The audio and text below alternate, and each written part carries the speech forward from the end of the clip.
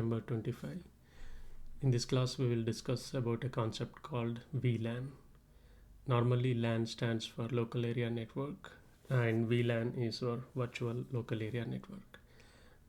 For now imagine like that local area network is nothing but a small subnet. Okay. Yeah. So let's take this as an example. So there is an office and it has 3 floors. On each floor there will be employees working on the laptops, and there will be security cameras, printers. Maybe in some floors there will be servers in one of the closet. So in this scenario, each PC network and camera network and printer network will be in different subnets, because we don't group different type of devices into the same subnet, so that it will be very hard to apply security rules. So we create separate networks for each type of device, so that it's easy to like apply any security rules. So in this example, for floor 1, we need 3 switches because PCs are in different network, security cameras are in different network, and printers also in different network. So in each floor we need 3 switches normally, but in realistic it's not like cost effective, and also it's like a very clumsy design. So there should be a way to just use the single switch and logically make it as like a 3 switches, so that we can use those 3 logical switches for 3 different types of devices in this topology. So that's where the VLAN comes into the picture. So normally if we just take one switch and connect all the PCs and server, security cameras and printers to the same switch.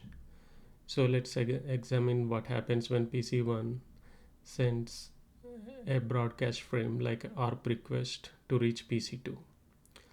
So this will go to the switch, and what switch will do, switch will copy that and send it from all the ports except the received one. So if it is received on this port, then it will send it to all other 3 ports. So when PC1 sends an ARP request for a PC in the same network, a PC2, it will go to other devices in the same switch topology. So in this case it will go to the cameras and printers. So obviously they will drop that, because it's not, the ARP request is not belongs to their IP address. So this is unnecessary traffic as well if you use a single switch. So in lab we use this topology. So instead of using like printers and security cameras, we are using 6 different PCs. So PC1 and PC2 in the same network, 12.12.0/30, and PC3 and 4 in the same network, 34.34.0/30, and PC5 and 6 in the 56.56.56.0/30 network. So these 6 PCs grouped into like 3 subnets. So if we connect all of them into a single switch, when PC1 sends ARP request, it will go to all the PCs in this topology. So it will go to PC2, PC3, PC4, PC5 and PC6. Obviously this ARP request needs to only go to the PCs in the same network. In this topology, ideally it should go to only PC2, because we are using a single switch. It's sending all that to all the PCs. So here we can use a concept called VLAN. What it will do is we can logically separate this switch into like 3 to 4 multiple switches, so that each PC1, PC2 we can connect it to one logical switch, PC3 and PC4 we connect it to one logical switch, and PC5 and 6 we can connect to a logical switch. Okay, so let's see how we can do this. So by default switch comes with VLAN ID of 1. If you do show VLAN summary, you see what are the existing VLANs. So in this case it's a like default setup, it has VLAN 1. And if you see the ports, all the ports like from Ethernet 1 to 12, all of them are part of default VLAN 1. Okay, so it means each VLAN you can imagine like that a logical switch. So in this case we only have one physical switch, and it all the ports are part of the same logical switch. Okay, so that means there is only single VLAN or single logical switch or single physical switch in this case.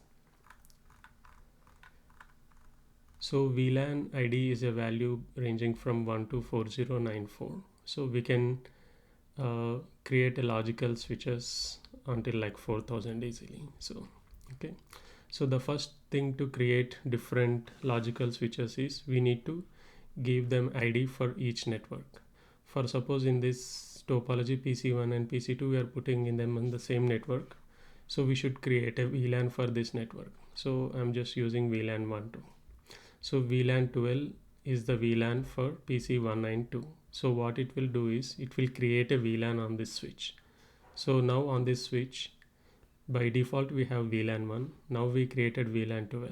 So now we have two logical switches, VLAN 1 switch and VLAN 12 switch.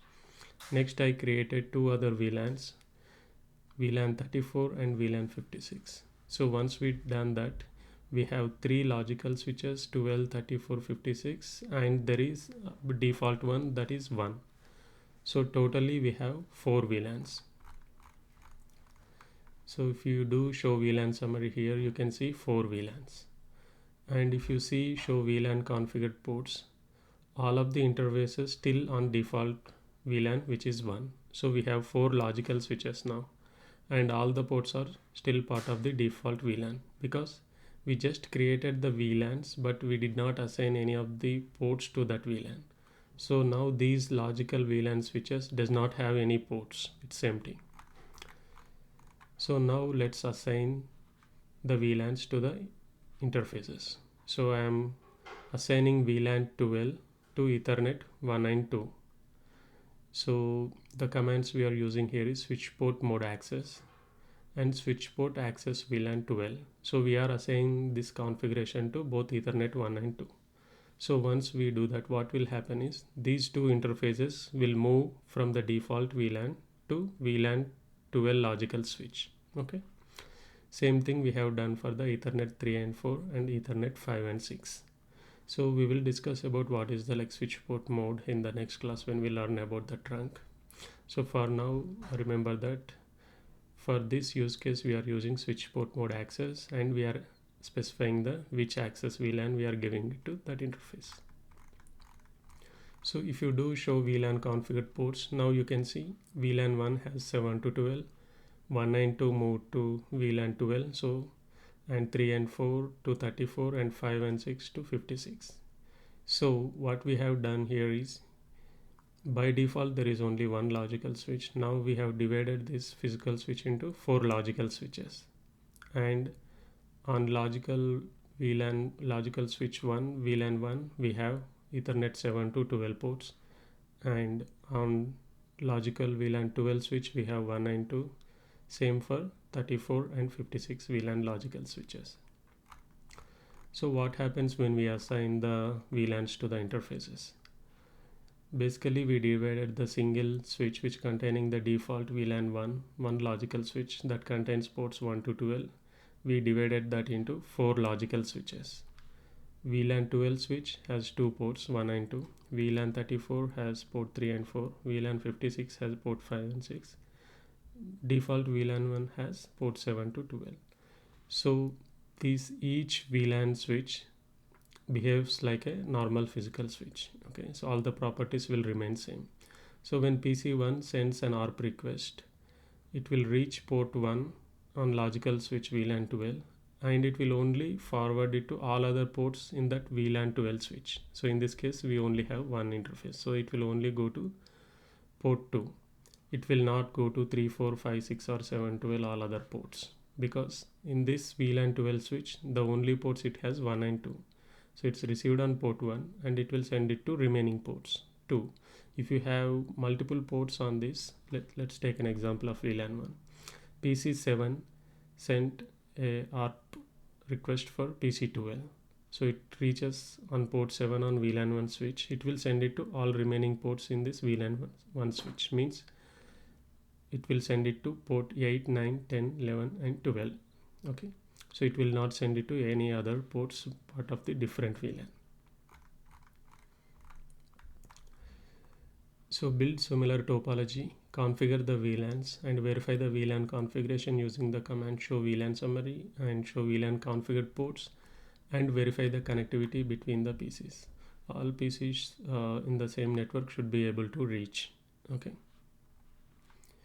That's all for today's class. We will discuss about another switch port mode called trunk and VLAN interface in the class 26. Thank you.